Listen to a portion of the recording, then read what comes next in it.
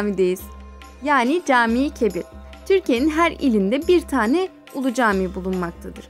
Buradaki Ulu Camimiz 12. yüzyılın son çeyreğine tarihlenmekte.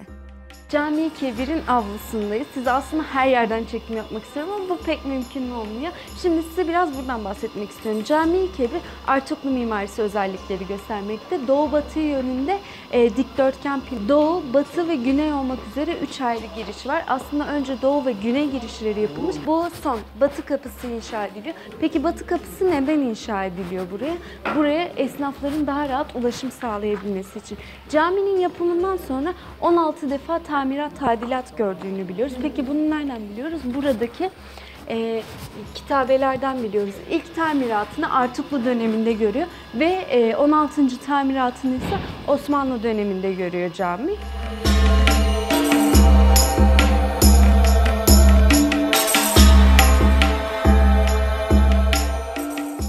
Ulu Cami ziyarete geldiğiniz zaman sizi burada çok hoş bir sürpriz karşılıyor aslında.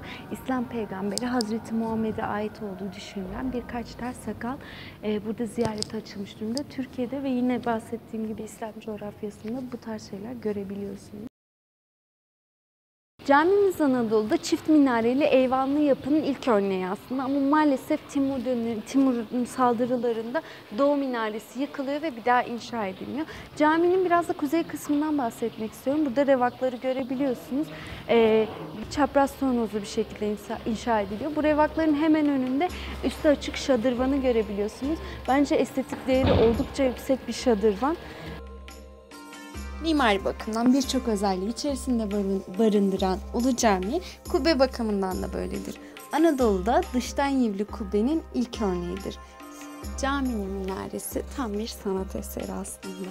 Irak'ın Kufe kentinde bulunmuş olan Kufi yazısıyla ve birçok bezemeyle süslenmiş. En alt kısma baktığımızda bu karenin içerisinde kelime-i tevhid yer alıyor. Biraz daha yukarı çıktığımızda bir kemer görüyoruz. Yani minareyi çevrelemiş bir çember görüyoruz. Bu çemberin içerisinde Ayetel Kürsi yer almakta. Daha da yukarı çıktığımızda damlalar görüyoruz. Bu damlalar İslami sanatta çok önemli çünkü rahmeti ve bereketi yani yağmuru temsil ediyor. Burası da tarımla uğraşan bir coğrafya olduğu için, tarımla ilgili bir coğrafya olduğu için çok sevilen ve kullanılan bir sembol. Damlaların içerisine baktığımızda daha küçük damlalar görüyoruz. Bunların içerisinde Allah, Muhammed ve 4 halifenin isimleri yazmakta. Bu halifeler Hazreti Ömer, Hazreti Osman, Hazreti Ebubekir ve Hazreti Ali'dir. Daha da yukarıya çıktığımızda bir çember daha görürüz. Bu çemberin içerisinde yazılar yer almamaktadır. Yalnızca bitkisel motiflerle süslemişler.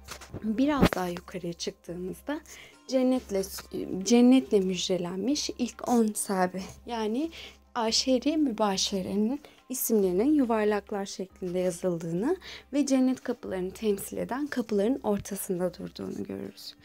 Biraz daha yukarı çıktığımızda yine 8 kapı görürüz. Bu 8 kapının anlamı nedir diye merak ettiğimizde ise şunu görüyoruz. 7 kapı cennet kapısı, 8. ise Mardin kapıdır. Yani burada anlatılmak istenen şudur ki Mardin'e gelen cennete gelmiş sayılır.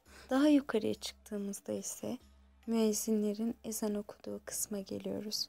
Oyma taş işçiliğiyle bezenmiş bu alanda henüz teknoloji bu kadar gelişmemişken müezzinler çıkıp ezan okurlardı ve bu ezan sesi Mezopotamya Ovası'nda yankılanırdı.